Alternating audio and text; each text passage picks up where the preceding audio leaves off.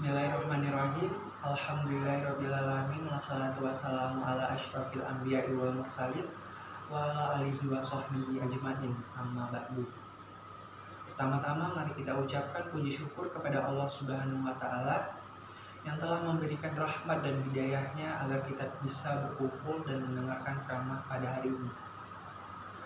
Tidak lupa kita ucapkan salawat serta salam kepada junjungan kita Nabi Muhammad SAW yang telah menuntun kita ke jalan yang benar, yaitu agama Islam.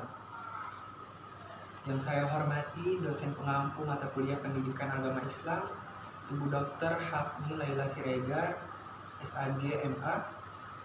Yang saya hormati Bapak dan Ibu dosen di kampus Universitas Negeri Medan. Yang saya hormati dan saya banggakan teman-teman seperjuangan saya, mahasiswa PTIK angkatan 2020, dan yang terakhir yang saya hormati dan saya banggakan para hadirin yang telah melihat ceramah pada hari ini. Saya di sini ingin membahas tentang pengaruh teknologi terhadap remaja. Teknologi adalah keseluruhan sarana untuk menyediakan barang-barang yang diperlukan bagi kelangsungan dan kenyamanan hidup manusia. Hadirin yang dirahmati Allah, sejak kecil kita telah diberitahu apa yang boleh dan tidak boleh, apa yang sopan dan tidak sopan, dan apa yang baik dan tidak baik. Pada saat kita kecil, mungkin teknologi belum terlalu mendominasi, hanya ada warnet atau warung internet. Selebihnya kita hanya main bersama dengan teman-teman kita di luar rumah. Tetapi sekarang ini para remaja sudah jarang bermain di luar rumah. Mereka lebih memilih bermain gadget dan kurang bersosialisasi di luar rumah. Di era yang semakin canggih ini, banyak kegiatan manusia yang digantikan oleh sebuah mesin. Hal ini menunjukkan bahwa semakin berkembangnya manusia sehingga mampu menciptakan alat yang canggih dan modern, sehingga makin tinggi pengetahuan manusia akan ilmu pengetahuan, maka akan semakin tinggi pula perkembangan kecanggihan teknologi. Hal ini secara langsung atau tidak langsung dapat mempengaruhi perkembangan remaja. Seseorang dapat berperilaku buruk akibat penggunaan teknologi yang tidak pada tempatnya. Efek dari kecanggihan teknologi tersebut dapat kita rasakan dalam kehidupan sehari-hari. Menghilangnya norma dan nilai serta sopan santun yang ada di masyarakat akibat pengaruh teknologi membuat generasi muda tidak lagi mengindahkan moral yang ada di Indonesia atau di masyarakat. Hadirin sekalian, bisa kita lihat langsung di lingkungan sekitar atau bahkan anak-anak kita sudah banyak yang memilih teknologi daripada mendengarkan nasihat orang tua. Mereka lebih memilih mencari di internet daripada bertanya kepada orang tuanya, atau bahkan mereka enggan untuk membaca buku. Internet memanglah mempunyai banyak sekali manfaat yang baik. Internet sebenarnya memberikan banyak pengaruh positif apabila kita yang memakainya dengan tujuan yang positif pula. Anak-anak zaman sekarang lebih pintar dalam memakai teknologi, sehingga orang tua sangat terbatas dalam mengawasi. Akibatnya, anak-anak mengakses hal-hal negatif dalam internet yang seharusnya belum waktunya untuk mereka akses. Dalam hadis yang disebutkan oleh Ahmad dan Tirmizi, di antara tanda kebaikan dalam Islam, seseorang adalah meninggalkan hal yang tidak bermanfaat baginya. Hadis riwayat Ahmad dan Tirmizi. Seperti yang kita ketahui, hal-hal negatif tersebut bisa membawa pengaruh buruk terhadap anak-anak kita. Mereka mulai berkata kasar, menonton pornografi, merokok, dan kekerasan terhadap sesama. Inilah hal utama yang menurunkan kualitas moral generasi muda. Seperti yang bisa kita lihat di sekeliling kita. Sekarang banyak sekali anak-anak yang mulai meniru gaya hidup orang barat, yang tidak sesuai dengan ideologi Pancasila.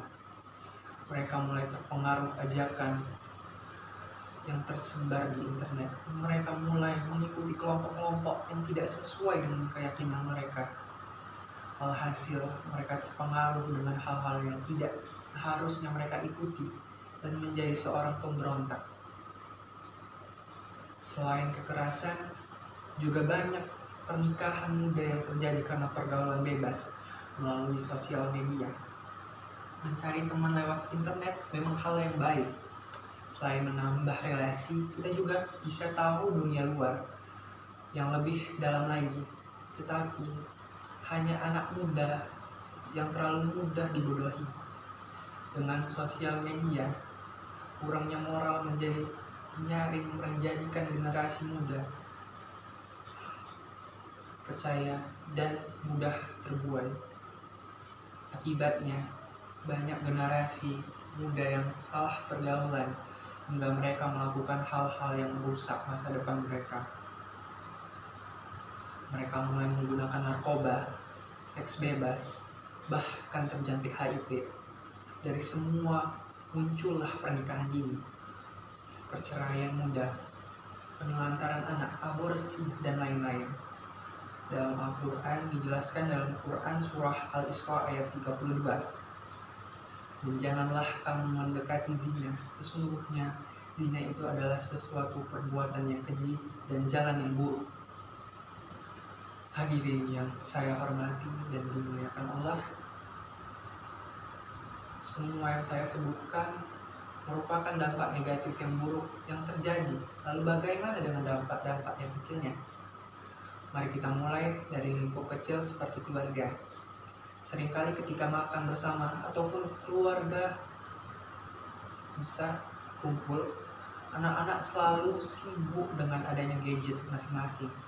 Mereka tidak peduli dengan sekitar dan mulai sibuk dengan dunia mereka sendiri. Mereka menjadi tidak menghormati orang-orang di sekitar mereka. Sifat penyendiri semakin melekat pada diri mereka. Beralih ke lingkup sekolah, anak-anak sekarang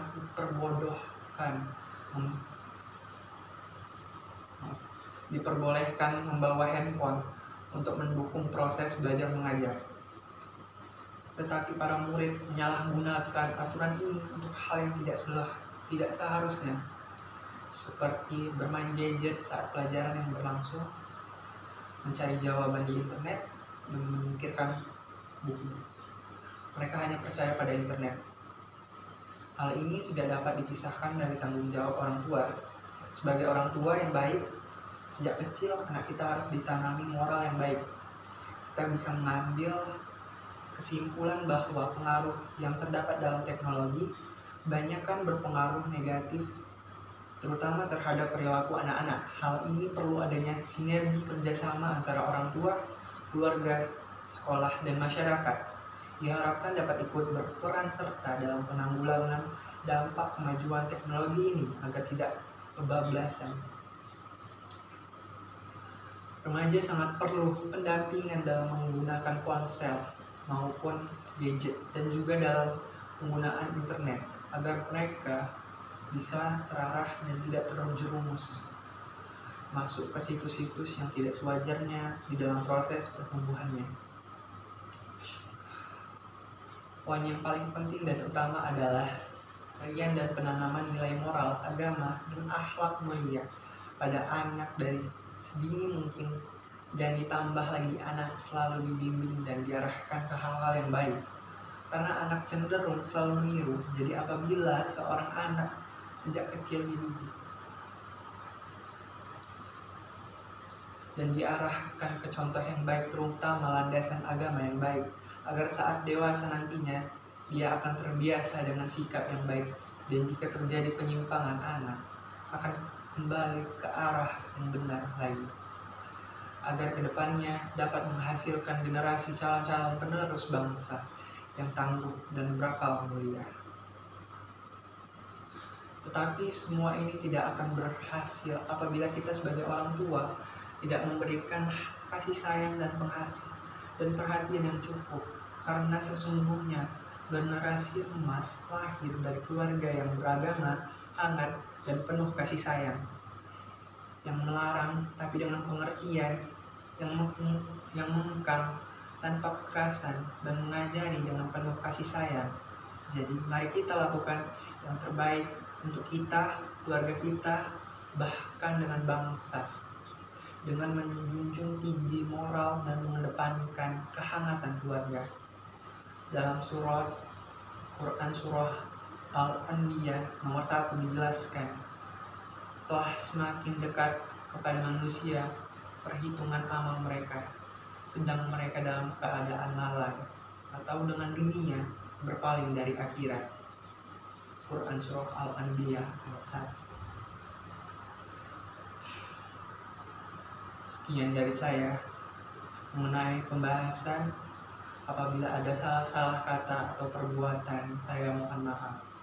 Saya akhiri, wabillahi taufiq wal hidayah. Assalamualaikum warahmatullahi wabarakatuh.